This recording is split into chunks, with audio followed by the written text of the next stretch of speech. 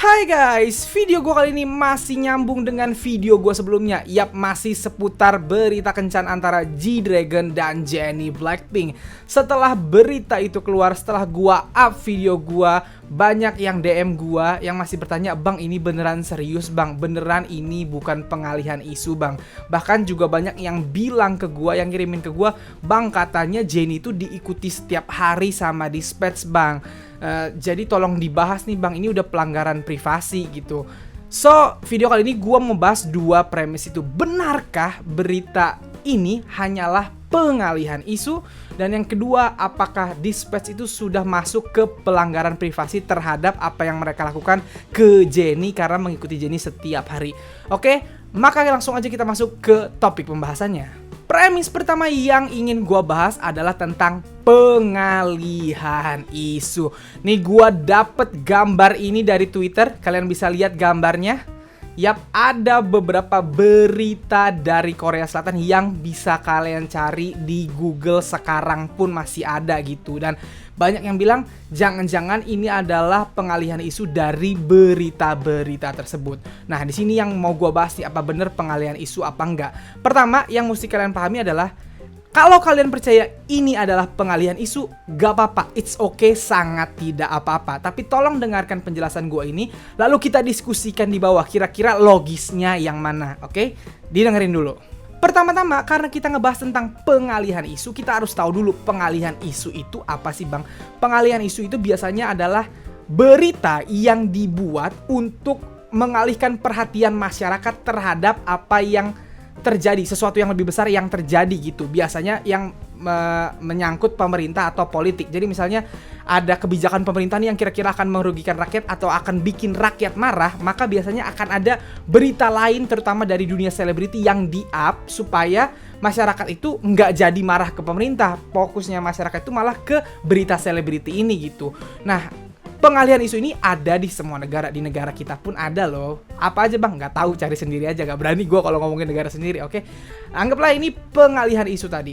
Berarti kalau misalnya berita GD dan Jennie ini kalian anggap pengalihan isu, berarti kalian menganggap sekarang ada gejolak yang lagi besar di Korea, di pemerintahan Korea Selatan, yang harus ditutupi sama skandal GD dan Jennie ini. Bisa jadi nggak bang? Bisa jadi. Nih gue ulang, bisa jadi. Tapi gua nggak tahu faktanya bener apa nggak. Bisa jadi iya, faktanya gua nggak tahu. Kenapa gua nggak tahu? Karena gua nggak tinggal di Korea. Jadi gua nggak tahu ada berita apa, ada politik apa yang harus ditutupi lewat berita GD dan Jennie ini gitu. Jadi kalau kalian percaya ini adalah pengalihan isu, boleh. Cuman yang mesti kalian bedakan, pengalihan isu itu belum tentu hoax. Nah, ini pengalihan isu itu belum tentu hoax, bisa juga bener. Jadi misalnya gini, contoh. Biasanya pengalihan isu juga banyak settingan ya. Misal ada pemerintah bikin gejolak apa gitu. Ntar ada selebriti yang dikabarin apa gitu. Dikabarin kencan, dikabarin cerai, dikabarin nikah dan lain-lain. Supaya apa? Supaya beritanya ketutup. Tapi bisa jadi berita ini bohongan. Berita ini cuman rumor doang, dibikin gede, di-up ke media supaya masyarakat fokusnya ke sini gitu. Tapi bisa jadi beritanya benar, tapi di-up di saat itu. Ngerti gak? Beritanya bener, mereka beneran kencan, tapi sengaja di-up di saat itu supaya si berita pemerintah ini tidak dibahas sama orang-orang. Orang-orang justru fokusnya ke sini gitu.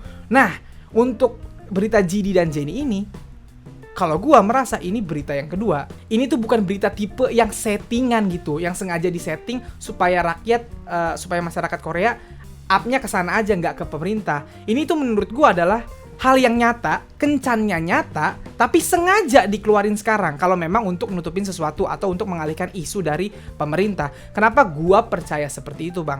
Jawabannya simpel, karena YG sama pemerintah sekarang gak akur. Kalian tahu bahwa Yang Hyunsuk masih, kasusnya belum benar-benar selesai, Seungri juga masih belum selesai gitu. Kemarin Hanbin juga masih, bahasanya belum ada ketok palu di antara 3 kasus ini yang menyatakan kalau mereka benar-benar sudah bebas gitu. Kalau misalnya YG ini atau Yang Hyunsuk atau pokoknya YG Entertainment ini dekat sama pemerintah, harusnya bukan YG yang digunakan untuk menutupi skandal gitu. Itu yang pertama. Yang kedua, lo pikir seorang YG Entertainment mau kalau ini adalah berita settingan dan mereka iyain?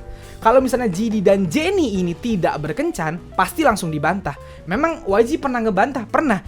Lu tahu nggak kalau Jennie di awal-awal karir pernah dibilang kencan sama Teddy? Yap, Teddy yang lebih tua lagi dari GD. Langsung dibantah saat itu juga sama YG Entertainment. Itu hoax, bohong, nggak ada itu yang namanya Jennie kencan sama Teddy. So, YG Entertainment ini kalau beritanya palsu, pasti akan langsung mereka tindak gitu, langsung mereka konfirmasi, enggak, itu bohong gitu.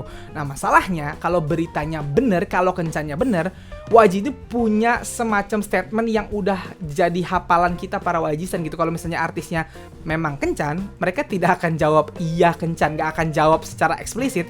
Mereka cuma akan bilang, itu privasi mereka, kita nggak tahu gitu. Dan itu udah terjadi berkali-kali sejak zamannya Big Bang dulu, GD dulu tiap kali ada berita kencan, sama Kiko dulu juga diginiin kan, nggak tahu itu hidup privasi mereka. Sama Taeyang pun gue udah bahas di video gue sebelumnya.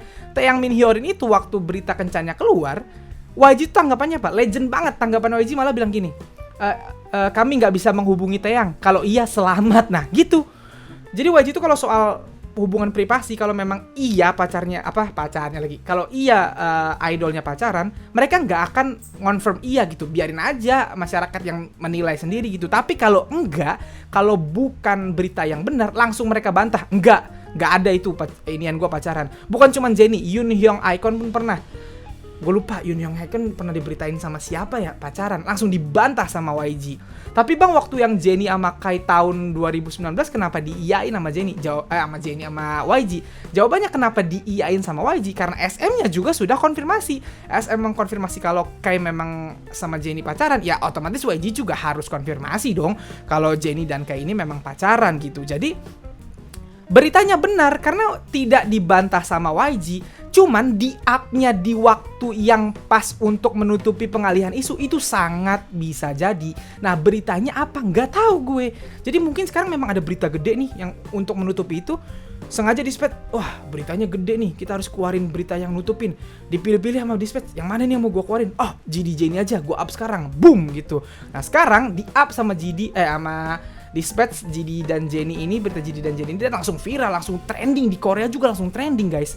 Ya GD dan Jennie ya pasti trending gitu. Nah tapi kalau secara timing pun sebenarnya salah kalau memang mau mengalihkan isu lewat GD dan Jennie. Kenapa? Karena sekarang di Korea lagi marak berita isu bully-bully kemarin itu, dan banyak banget artis yang lagi kena.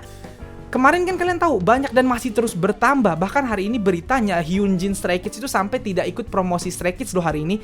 Dan dramanya Park Hae-soo yang baru itu diundur jadwal tayangnya karena isu bullying kemarin gitu. Jadi kalau misalnya pengalihan isu, berita-berita kemarin aja tuh yang soal bullying ini udah cukup untuk menutupi isu pemerintah gitu. Ada yang lebih lucu, ada yang bilang sama gue, ini untuk menutupi isu si atlet volley itu bang. Lah orang mereka yang mulai atlet volley itu sekarang jadi musuh masyarakat di Korea guys, gara-gara mereka ini ketahuan ngebully dan mereka ngaku. Jadi bukan untuk nutupin mereka gitu. Ini nih udah kejadian bully-bulian ini nih, speak up masyarakat karena mereka punya momen aja gitu, karena mereka ngerasa oh ada yang speak up pernah dibully dan akhirnya orang yang ngebully mereka kena batunya. Sekarang saatnya kita speak up rame-rame gitu. Itu kasus bullying gitu. Jadi kalau misalnya GD dan Jennie ini dianggap pengalihan isu, sebenarnya mubazir kalau memang ini untuk pengalihan isu, karena isu bullying ini aja udah cukup untuk jadi pengalihan isu pemerintah gitu.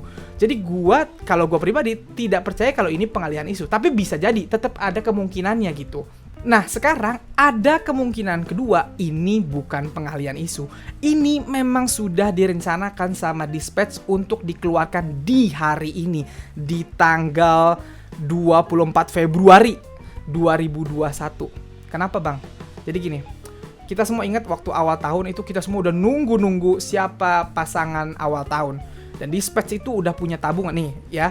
Kalian jangan pikir rumor berita kencan GD dan Jennie ini baru diketahui Dispatch sekarang. Mereka tuh udah tahu udah lama, pasti udah lama. Bahkan di beritanya dikasih tahu bahwa Jennie tuh kerjanya sebelum konser online kemarin tuh kerjanya ke rumah GD mulu. Berarti kan Dispatch udah tahu dari beberapa paling lambat selamat-lambatnya udah tahu dari sebulan yang lalu. Tapi sengaja nggak mereka up. Mereka sengaja nge-upnya sekarang. Kenapa? Nah, kenapanya nih masuk nggak buat logika kalian? Menurut gua karena ini adalah salah satu bentuk Dispatch yang lagi-lagi attack atau menyerang YG Entertainment. Kenapa bang? Hari ini buat yang nggak tahu, 24 Februari adalah ulang tahun ke-25 YG Entertainment. Ini adalah hari ulang tahun YG Entertainment yang ke-25. 25 tuh kalau nggak salah usia perak ya. Lupa gue deh pokoknya itu. Pokoknya ini adalah salah satu tahun yang berharga lah bahasanya. 25 tahun YG gitu dan harusnya dirayakan sama YG gitu. Tapi mereka sengaja nge-up ini. Boom! Lo gak jadi senang-senang nih hari, lo harus pikirin gimana caranya nanggepin ini nih, gitu. Semua YG kan pasti tahu kan, hubungan YG dan Dispatch ini tidak baik sama sekali guys. Karena gue udah pernah bahas tuh di video gue sebelumnya, Dispatch tuh nyerang YG udah sering banget. Kayak apa ya, kayak udah mereka tunggu-tunggu nih momennya. Nah sekarang ini adalah momen paling tepat kalau mau nyerang YG, di hari ulang tahunnya YG Entertainment sendiri gitu. Jadi kalau menurut gue, ini bukan mengalihkan isu pemerintah, tapi ini emang serangan Dispatch terhadap YG aja di hari spesialnya YG gitu. Masuk nggak ke logika kalian? Nah, jadi itulah pendapat gue. Kalau kalian percaya bahwa ini pengalihan isu pemerintah, nggak apa-apa, percaya aja. Kalau gue pribadi, gue memilih untuk tidak percaya. Gue justru lebih memilih ini adalah serangan Dispatch ke YG di hari spesialnya YG Entertainment gitu ya. Tapi kayaknya yang mesti kita setujui sama-sama bahwa berita kencannya ini beneran gitu. Ada followers gue bahkan yang bilang, "Bang, ternyata kakaknya JD cuman follow Jennie doang gitu." Itu followers gue bilang kayak gitu. Ternyata cuman follow Jennie doang gitu dan JD, kalau kalian tahu JD itu sering banget promosiin Blackpink di Instagramnya dia gitu. Nah, itu salah satu bentuk kecurigaan gue gitu. Jadi buat gue berita kencannya ini, kencannya JD dan Jennie ini kemungkinan besar iya karena tidak dibantah oleh YG Entertainment, dan YG Entertainment tidak punya koneksi terhadap pemerintah nih sekarang karena mereka justru lagi musuhan. Kalau punya koneksi harusnya yang Yusuk udah kelar kasusnya, segeri mungkin bisa cepet kelarnya gitu kalau memang ini koneksi antara YG dan pemerintah gitu. Jadi gue nggak percaya YG justru bagian dari settingannya pemerintah karena dia sekarang posisinya lagi tidak akur sama pemerintah gitu. Nah, sekarang premis kedua yang pengen gue bahas di sini adalah tentang Dispatch yang mengikuti YG apakah udah melanggar privasi, Bang. Nih premisnya gue ambil dari portal berita Fakta YG Family ya di Instagram gitu. Menurut lo ini udah melanggar privasi nggak, Bang? Jawabannya menurut gue iya, harusnya sudah melanggar privasi, guys. Tapi yang mesti kalian tahu, Dispatch ini adalah media, dan media ini adalah bagian dari pers, dan pers itu punya undang-undangnya sendiri, punya kekebalan hukum sendiri.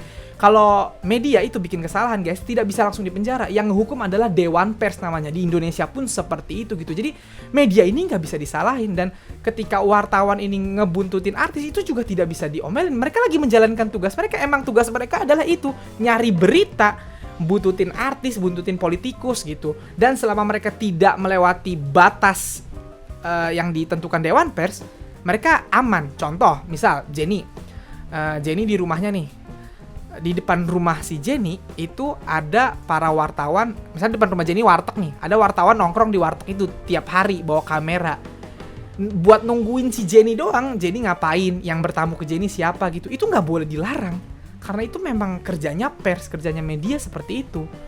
Dan itu udah melanggar privasi sebenarnya, Bang. Iya, tapi entah kenapa pers itu dibolehkan kalau untuk mencari berita gitu, karena memang itu kerjaannya mereka. Dan kalau kalian nonton film kayak Spotlight, kayak The Post, kalau di Korea kayak Taxi Driver gitu, pers ini kan yang selalu jadi penyelamat dikala ada sesuatu yang tidak baik di perpolitikan gitu. Jadi emang kerjanya pers ini adalah membututi, mencari berita gitu. Nah, kebetulan yang nyebelinnya Dispatch ini adalah media yang bergerak di bidang entertainment gitu. Nah, jadi kerja dia memang buntutin artis. Jadi memang nyebelin gitu. Nah, terus gimana, Bang, cara berhenti Dispatch ini? Bisa nggak? Nggak bisa. Gue udah marah dari kapan tahu. Gue pernah bahas Dispatch yang nyerang artis YG dan gue udah kesel banget gitu. Tapi Dispatch ini memang ternyata tidak bisa dituntut. Setelah gue pelajari, media memang nggak bisa dituntut, guys. Terus gimana, Bang? Berarti kan kasihan JD sama Jennie. Privasi mereka sangat amat terganggu. Apalagi Jennie sekarang karirnya lagi bagus-bagusnya. Dia diciduk mulu, kan kasihan. Nggak punya waktu atau space untuk menikmati hidupnya sendiri dong, Bang. Iya, memang iya. Dan itu resiko jadi artis yang terkenal. Jadi nggak tahu lagi harus jawab apa gue. Itu resiko jadi artis yang terkenal. Kalau Jennie nggak mau diikuti Dispatch lagi, maka dia caranya cuma dua: berhenti untuk menjadi terkenal, berhenti ngeluarin karya, diem aja.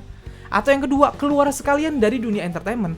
Jennie mulai tuh umumin ke media, saya berhenti jadi artis, lalu mulai hidup sebagai orang biasa, tinggal di komplek gitu. Pagi-pagi beli sayur sama ibu-ibu, rumpi, jeng Pak Minsik kemarin gitu. Nah, kayak gitu. Jadi orang biasa baru tuh tidak akan diikutin lagi sama Dispatch selama dia jadi artis, apalagi makin terkenal ya makin diikutin sama Dispatch, karena artis terkenal adalah makanannya Dispatch. Buat lo yang nggak tahu nih, salah satu cerita lucu, Running Man nih, member Running Man sering membercandakan ini gitu. Kim Jong Kook tuh salah satu member Running Man, kan adalah salah satu artis yang sangat terkenal di Korea. Dia tuh selalu diikutin Dispatch dulu, karena Dispatch penasaran dia nih punya pacar apa enggak gitu. Tapi Dispatch akhirnya menyerah karena kerjaan Kim Jong Kook tiap hari adalah di rumah kerja tempat gym, rumah kerja tempat gym gitu aja.